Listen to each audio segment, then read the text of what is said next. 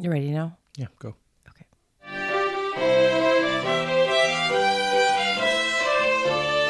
Hello and welcome to American Catholic History.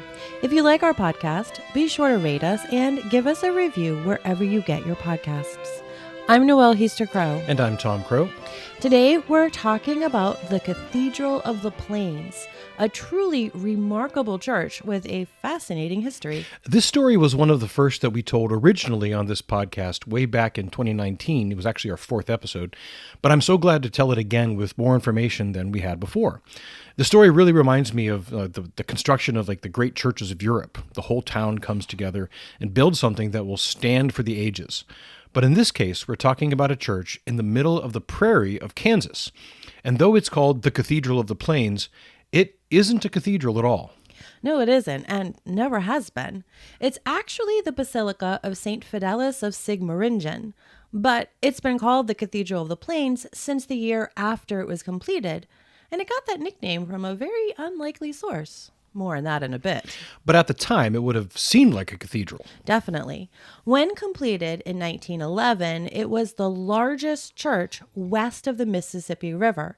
It seats 1,100 people, which is extra remarkable when you consider that its home city, Victoria, only had a population of 1,700 at the time. It was a very Catholic town, and they clearly were building for growth. Not a bad idea, really.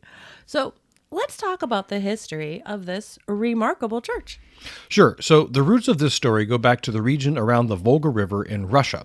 The Volga is the longest river in Europe. It flows from central Russia to southern Russia, going past Kazakhstan and emptying into the Caspian Sea. The farmland around the Volga is incredibly fertile and good for farming. Well, in the 1700s, a whole lot of Germans, yes, Germans, not Russians, moved to this region of Russia for a few reasons. One was the continuous upheaval of the many wars raging in and around the Germanic lands through the early part of the 1700s. Another was that they were invited by Empress Catherine the Great. Yeah, Catherine wanted more farmers to come and farm the Russian countryside to boost the economy. For incentive, she promised that those who came would be exempt from military conscription, and they would be permitted to retain their native culture and religion. Now, to be accurate, the offer was only open to Christians. Jews and Muslims were excluded. But that aside, a large number of ethnic Germans took her up on the offer, and a portion of southwest Russia, close to the eastern edge of Ukraine, became heavily populated with Volga Germans. For about a century, these Volga German farmers worked the land and produced great output. But in the latter half of the 19th century, things changed. The new emperor, Alexander II, began rolling back some of the liberties and protections that the Volga Germans had enjoyed. He pursued policies of Russification, which meant that the Volga Germans would have to become more Russian. He also rolled back the protection against military service. Many of these Germans weren't happy, so they began to look elsewhere. Parties of scouts were sent out around the world to find a good place to move to, and a number of them came to the United States. One party visited the tiny town of Victoria, Kansas, and found conditions there to be just what was desired. They sent word back to the families in Russia, and immigration to Victoria began in earnest in 1876. Now, Victoria is a strange name for a town in farm country in Kansas. Yeah, it kind of is. But the town got that name because it had originally been settled by some gentleman English farmers who decided they wanted to do the pioneer farmer thing. They wanted to have an English city out on the prairie, so they gave it a go and named the town after their beloved queen. Right, Queen Victoria, who reigned from 1837 until 1901. Exactly.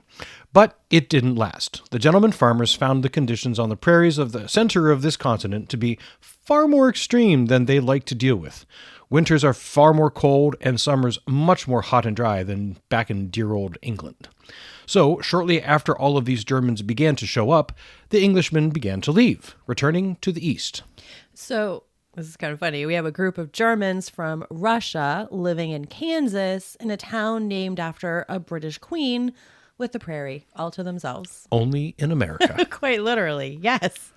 And now they needed just one more important thing. A brewery. Well, they probably had at least one of those, a home brewery or something from the get-go. They were farmers. Yeah, you're probably right. So you mean a church. Of course. They very definitely brought their Catholic faith with them, so they needed a church. Initially, they erected a cross at the center of town as their sort of locus of prayer. In short order, one of the residents built a lean-to shed attached to his house to serve as their first closed-in church. At the time, the region was under the Diocese of Leavenworth, which later became the Diocese of Kansas City in Kansas, and the bishop sent circuit priests to offer Mass. Happily for these Volga Germans transplanted to the American heartland, the Bishop of Leavenworth was a native of Bavaria, the Benedictine Louis Mary Fink. He naturally spoke German and sympathized with the growing community, but he didn't have a priest to give them full time. He probably didn't have many who spoke German. Most were probably Irish or French or Mexican in that part of the country at the time. But as the community grew rapidly through further immigration and, making babies, another solution was needed. Within 2 years, the German Catholic community in Victoria had grown so much that Bishop Fink reached out to the German Capuchins based in Pennsylvania. And the Capuchins agreed to come. By the time the friars arrived in 1878, again, just 2 years after the Volga Germans had started coming to Kansas, the community had erected their first standalone church, but it was already too small. Clearly, that Kansas soil is good for growing all kinds of things.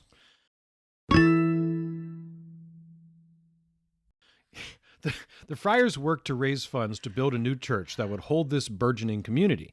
They secured a donation of 10 acres of land from the Union Pacific Railroad and built a church which could seat 600.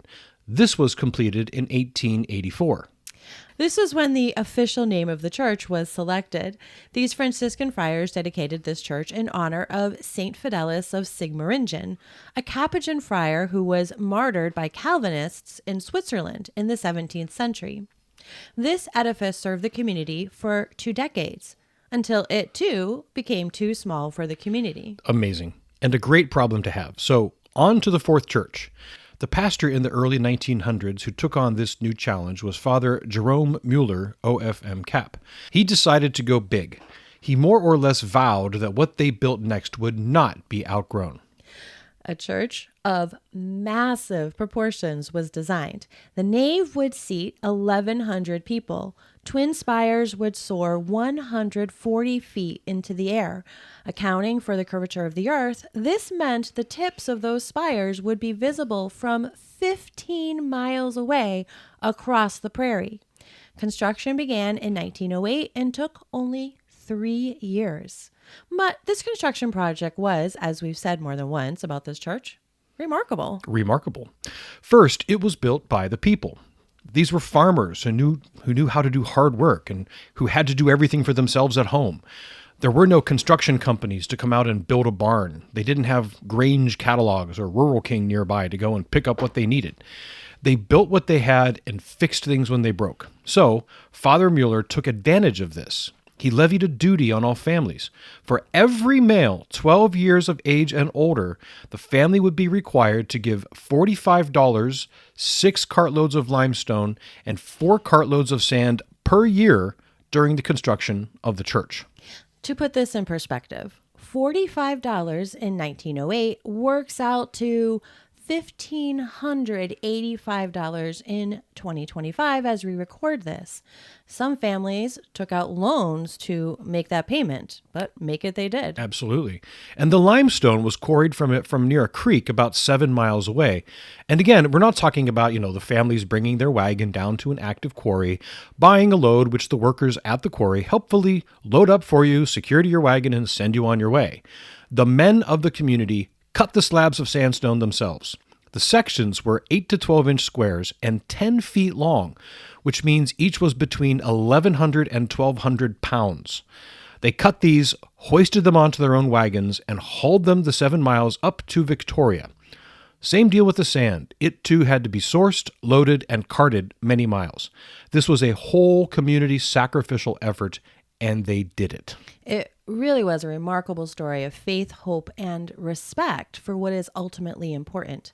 More than anything else, a glorious house for the offering of the sacraments, and one large enough to accommodate their entire local flock, was utterly important to them. Absolutely humbling. But that isn't all they did. The men of the community also built the church block by block. They used teams of horses or mules pulling on winch and pulley systems to hoist these massive slabs into place. They carved furnishings for the interior. It was an absolute labor of love and faith. In just 3 years, the massive, glorious church was completed. As we said at the time, it was the tallest and largest church west of the Mississippi. Now, in the early 1970s, a man named John Dinkle gave an interview about the church. He was 15 when it was completed, so he and his father were active in the construction. And the interviewer asked him why they did it. He said, "You must remember that when my parents came here, they were poor farmers, but the church was important. It was more important than anything else, just as it had been in Russia, and before that in Germany. They wanted the church, and they wanted it in a hurry so they could worship there in their lifetime." And so they did it. Okay, yes, they did. But we haven't talked yet about why it's called the Cathedral of the Plains. We promised that earlier on. Yes, we did. You're right. And so naturally, pious German peasants wouldn't make so bold as to give their humble parish church such a sobriquet. No, definitely not. That had to come from an outsider. And this outsider was none other than William Jennings Bryan. Now, the name William Jennings Bryan may be very familiar to history buffs like me, and it may just stir vague memories of something mentioned way back in grade school social studies, but he's actually a fairly important figure in American politics from the 1890s into the 19-teens. He was the nominee for president on the Democrat ticket 3 different times, losing in 1896 and 1900 to William McKinley, and then in 1908 to Theodore Roosevelt. He was a very well-known and powerful orator of the day, known particularly for his 1896 speech at the Democrat convention, during which he railed against the gold standard, exclaiming very dramatically, "You shall not crucify mankind on a cross of gold." He is also famous, or infamous, for his role in the Scopes trial, during which he argued against teaching Charles Darwin's theories of evolution in classrooms. He was an evangelical Protestant Christian, something of a fundamentalist, and he was a huge personality who made big headlines quite often during the 25 to 30-year stretch at the turn of the last century. Well, in 1912, Bryan was not the nominee for president, but he was stumping for the guy who was, Woodrow Wilson. Bryan would eventually be Wilson's Secretary of State. But as he was crossing the country giving speeches for Wilson, the train rumbled across Kansas toward Victoria, and as it was still far off, 15 miles away or so, the twin spires of the massive church of St. Fidelis of Sigmaringen emerged from the horizon and steadily grew higher and higher as the train neared the town. Imagine, you picture this scene. They'd see nothing but flat farmland for miles, not even many trees to speak of. And then, as they come into this tiny town, the next on his whistle-stop political tour, this massive church just dominates everything. He was so impressed, he called it the Cathedral of the Plains, and the name has stuck ever since. Reportedly, the church still has that effect on people, including as they drive along Interstate 70, which goes right past Victoria. The church gets more than 16,000 visitors each year, which is impressive for a church in a city of just over 1,100 people, which is what Victoria has nowadays. But priests and staff of the church say that visitors often stop in. Most are people who have never been to Victoria before and had no intention to stop there. I mean, there aren't a lot of reasons to. But those twin spires rising from the prairie, easily visible from Interstate 70, just compelled them to pull off the freeway. They find their way down Highway 40 through the town and eventually inside this improbable edifice where they find a quiet moment with God. Many have had their faith deepened and renewed by the testimony of this glorious church and the witness of the unrelenting Capuchin friar and his hardworking, dedicated flock. In 2014, the Church of St. Fidelis of Sigmaringen was elevated to the rank of minor basilica by Pope Francis. This honor was unthinkable to the Volga Germans, who just wanted a church for their families. But it is a fitting honor for their faith, sacrifice, and dedication. This has been American Catholic History. If you enjoy American Catholic history, please become a supporter. We've got great perks for supporters. Get information on how to become a supporter and the perks at americancatholichistory.org/support. Also on our website, sign up for our newsletter, learn more about the Cathedral of the Plains, see about our pilgrimages, and find other great stories from American Catholic history. We also love the great reviews our listeners leave. Those and the 5-star ratings help others find us. You can email us feedback, questions, tips for episode topics, or other comments at feedback@americancatholichistory.org. You can find us on Facebook at facebook.com/American Catholic History, on Instagram at ACH_podcast, and follow us on Twitter at ACH1513. I'm Noelle Heaster-Crowe. And I'm Tom Crow. Thank you once again for joining us on American Catholic History, brought to you by the support of listeners like you.